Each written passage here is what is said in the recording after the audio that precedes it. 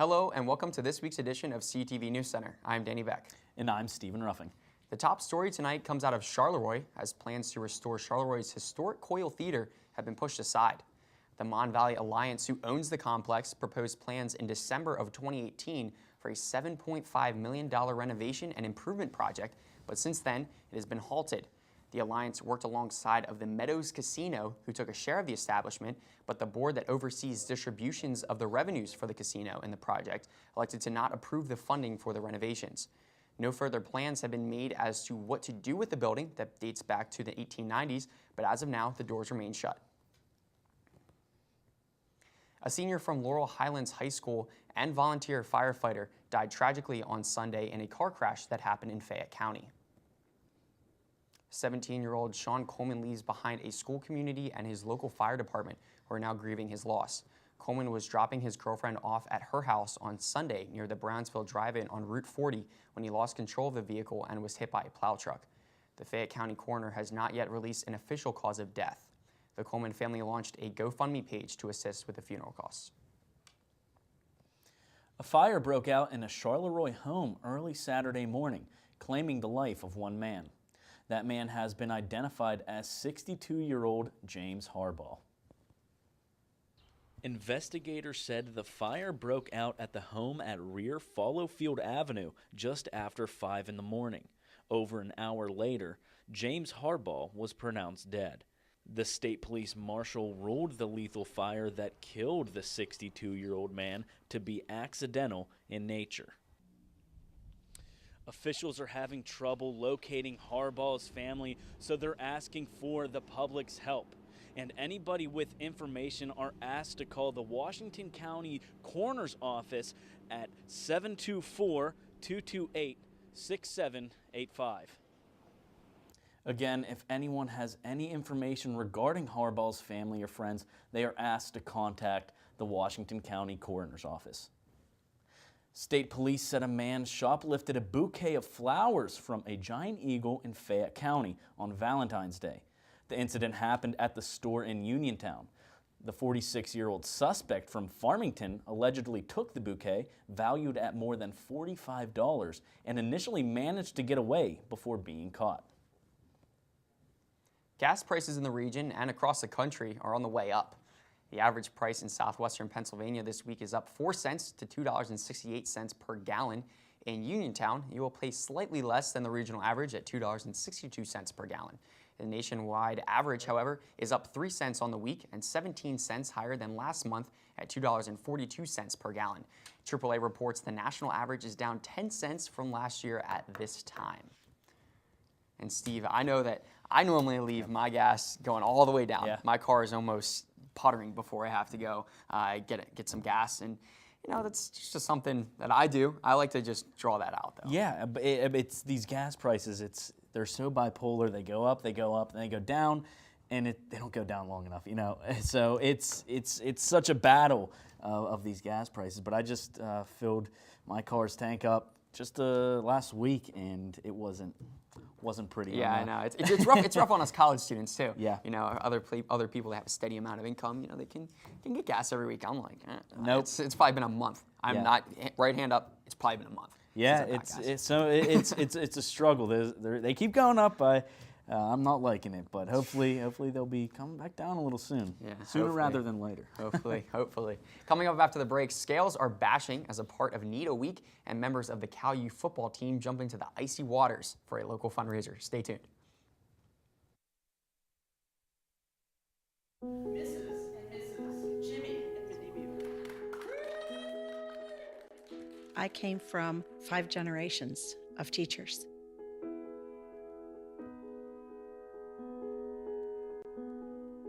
Losing my job was the bottom falling out of my world.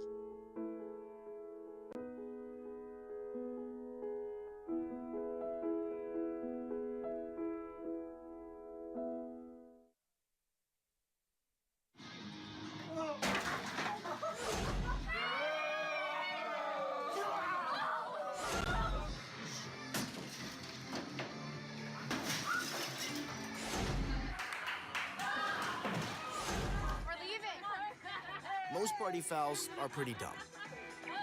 But if you decide to drink and drive underage, you could lose your license and your freedom. Underage drinking and driving. The ultimate party foul. Hamilton was adopted from a rescue in 2008.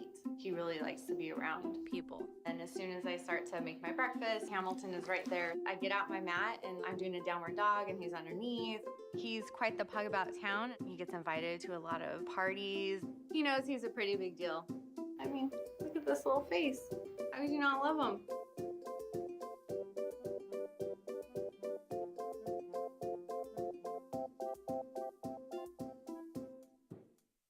As a student athlete in college, I first got involved with the NCAA at the national level. It was through the Student Athlete Advisory Committee, SAC, gave me an opportunity to advocate on behalf of all student athletes, to affect change and to make an impact. The NCAA is giving the student athlete a platform to voice their concerns and to be able to advocate for what's going to affect their well-being. The policies that are being put in place are speaking towards academics, they're speaking towards well-being, they're speaking towards fairness, creating a culture so that the student athletes have the best experience as possible. Hello and welcome back to CUTV Newscenter. I'm Danny Beck. And I'm Stephen Ruffing. As part of the National Eating Disorders Awareness Week, the Women's Center hosted a scale bashing event on Tuesday to promote healthy body image and to remind participants that your weight is just a number. This year's theme was Come As You Are, and CUTV spoke to Skylar Steinhardt, who gave us more information about what the event was all about. Last week was NEDA Week, which is an event that raises awareness for eating disorders. And this year's theme was actually Come As You Are, and NEDA, which is the National Association, is the one who decides that. We've done it previous years. This is my first year working it, so it's pretty exciting. So scale bashing is realizing that these numbers don't define you, you're more than your weight, and it helps raise awareness of the fear that people have of scales in a way, and it just gets that aggression out. Women's History Month continues all throughout March, so check out the announcement section on the CalU website for a full calendar of events. Black History Month wrapped up only a few days ago, but an event at the end of last month left a lasting impression across campus. The Urban Africans Drums of Freedom performed in the Gold Rush inside of the Natalie Student Center, along with serving authentic West African cuisine.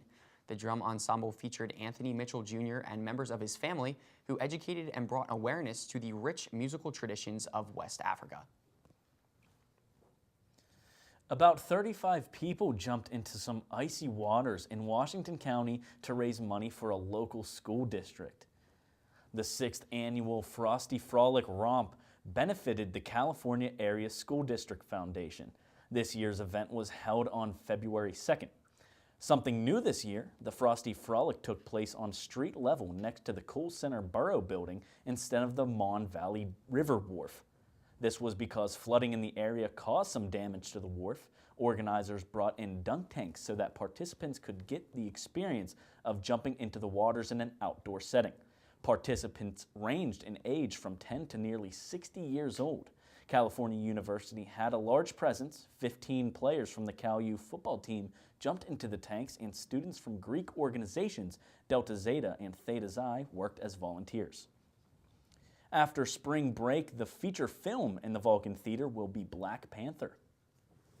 After the death of his father, T'Challa returns home to the African nation of Wakanda to take his rightful place as king. When a powerful enemy suddenly reappears, T'Challa's mettle as king and as Black Panther gets tested when he's drawn into a conflict that puts the fate of Wakanda and the entire world at risk. Faced with the treachery and danger, the young king must rally his allies and release the full power of Black Panther to defeat his foes and secure the safety of his people. Showtimes are 11 a.m., 7 p.m., and 10 p.m. Monday through Friday, and 4 p.m., 7 p.m., and 10 p.m. Saturday and Sunday. Danny, I know we're into the Marvel movies. Oh, yeah. Black Panther was, I know, one of your favorites, and it was one of a lot of people's favorites. It was up for Best Picture at the most recent Oscars. Unfortunately, didn't win, but I mean, there was tough competition, but that movie well deserved to be nominated in the first place, and just all around a good movie. It was a great movie, and I think the soundtrack helped me like it a lot. There was some great songs on there, but just the content of that too. I know that was up for, I think you said Best Picture. It was up for Best Picture. And you know, you were talking about before a little bit of controversy, for at least for you. I think you have a superhero movie. It has one purpose. Yeah. But I think that from head to toe, that movie was just solid. It was definitely one of the better superhero movies, but like I said, I think a superhero movie, its sole purpose is just for action, to entertain. I'm not sure how much cinematography expertise goes into making those Marvel comic book movies, but either way, it was fantastic. It was one of my favorites, one of the best made, and so go check it out after spring break. And I saw it out of order too. I saw Infinity War, then I saw Black Panther, so it was all over the place. But it still worked out. It still was all good. Coming up after the break, Dylan Godet has your sports report. Stay tuned. Consider the future. Your future. At California University of Pennsylvania, you can build your life your way. Because we believe in you, we invest in you, empower you to create the future you envision. We give you the tools and teaching so you can rise up and achieve. Don't settle for someone else's vision of you. Build you at CalU. Visit us at calu.edu. Are you a visual storyteller? The Cal Times and CUTV is looking for students with an interest in expanding their skills in photography and videography. We call it visual journalism, and we're here to offer you opportunities to learn how to shoot and edit from a wide range of events at California University of Pennsylvania. Our focus is on local coverage of sports and news events from campus and around the region. We provide on-site training as we help you develop your skills as a visual multimedia storyteller for the Cal Times newspaper and CUTV Newscenter. To learn more about visual journalism opportunities and join our team, visit our media production facility in the Natali Student Center or email the Cal Times at caltimes@calu.edu.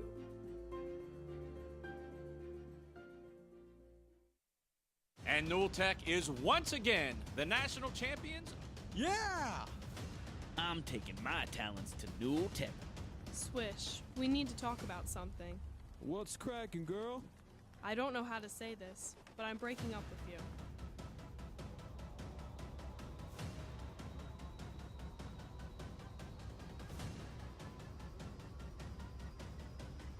Yo! What?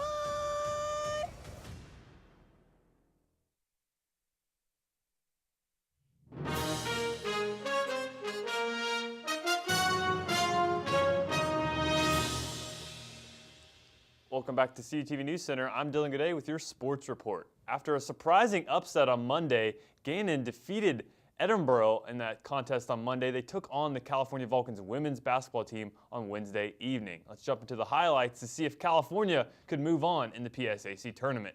Started out early, California with a nice run to start the game. Abby Sporio had a fantastic game in this one, totaling over 20 points in the game and scoring 16 just in the first half. Looking at these first quarter highlights here, California's defense came away with over 40 points off of turnovers in this one. Right here is one of those, and one of Abby Sporio's points as well. Two of Abby Sporio's points as she gets the and one and heads to the free throw line. Gannon hung around in this one most of the first half, especially in this first quarter, but Flood Francis, who was injured in this game, knocks down that three.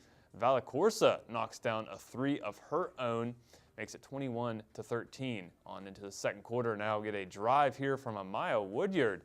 Gets that one to go. She finished with 3 points in this one after making that free throw. Now 35-28, California up top, and this is one of the better plays of the game. Just great defensive effort there from California. And Sierra Barrett, more on her later, she gets that one to go. Next is Bianca Jasper driving in, finishing with the left as California's actually trailing there to Gannon as Gannon came out in the third quarter with a nice hot stretch as then California battles back though inside to Sierra Barrett, gets that one to go, makes it now 47-46, and then Abby Sporio continues her excellent effort in that one, knocking down that three. Then she gets the steal, passes it up ahead to Bianca Jasper, and California extends their lead at the end of the third quarter. Fourth quarter, Gannon tried to close it back in, but Sierra Barrett was too much for the Gannon Golden Knights as California able to stretch it out here in the fourth quarter. DJ Hahn hits one of her 3 threes. Then she gets the steal and takes it the other way. Nice play here from DJ Hahn. She was actually in the postgame press conference. We'll have some of those highlights coming up after these. As again, here goes Sierra Barrett. She came alive in the second half, had just 5 points in the first half, but finished with 16 points, 8 rebounds. There's Abby Sporio, 22 points, 6 assists, and California gets the 80-68 win over the Gannon Golden Knights. We mentioned a post-game press conference. We were actually able to take a look at that press conference. Let's head to those highlights now to see what Coach Strom had to say. 43 points, I think that's probably the most all year that we scored off turnovers. So, but that's how we win games. So I think, our team knows that. So if it's a close game, we just have to pick up our defensive energy. But she has seen this all year. People have been hitting her all year and just jabbing her all year. And I think our team is finally to a point where even if she's not getting shots, we feel comfortable with other people scoring. I think Abby's been scoring lately a ton because if you're going to face guard her, there's going to be open lanes for people to drive. And I think she's been getting to the hoop really well. And I think we just feel more comfortable. I think early in the season, maybe not so much. We tried to force it to her a little bit more. But if someone and they're doubling her and you force it to her, you're putting her in bad spots. You know what I mean? So I think she just let the game come to her a little bit, and in the second half got a little bit more shots. DJ's not really the give me the ball type of person. So I feel like she's just goes with the flow more. More than I think that these guys probably are more get her the ball. To get her the ball more than DJ saying get me the ball. Honestly, it's frustrating, but it's something that you have to learn and take into yourself, that you can't let that frustrate you. You have to realize that even though someone's doubling me, that honestly takes me out the game, but somebody else is wide open. So I'm fine. At the end of the day, yes, it's frustrating, but I know it's fine and somebody else will be open and somebody else has to get a bucket besides me. I mean, this season has been great. We started off strong, and we're ending strong, and it's great to play with a player like Sierra. We have an All-American on our team, and it's great that she came back. That was huge for us. And, I feel like everyone contributes, and we've only been going up from here. But I think for us the good thing is we do have some upperclassmen that have been there. They have been to the NCAA tournament. They've been to the PSAC playoffs.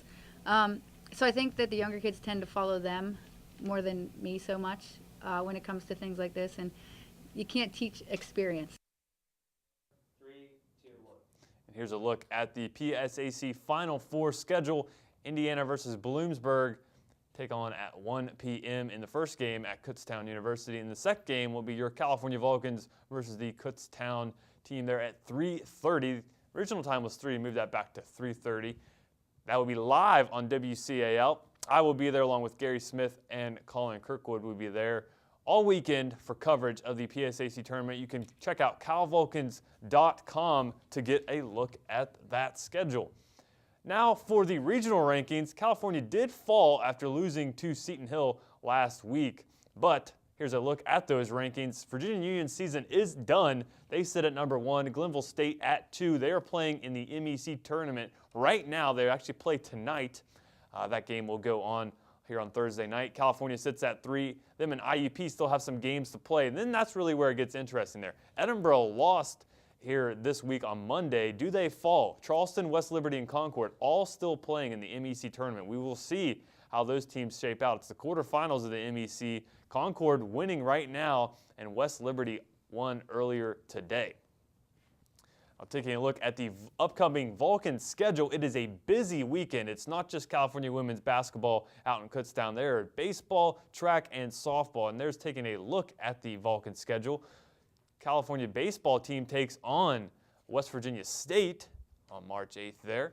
The track team will be at the NCAA Championships there on Saturday as well. Softball takes on Truman State. The Ohio Dominican takes on California in baseball. Ohio Dominican and California coming quite the rivalry in the different sports. And then closing out with baseball there, March 10th against Glenville State.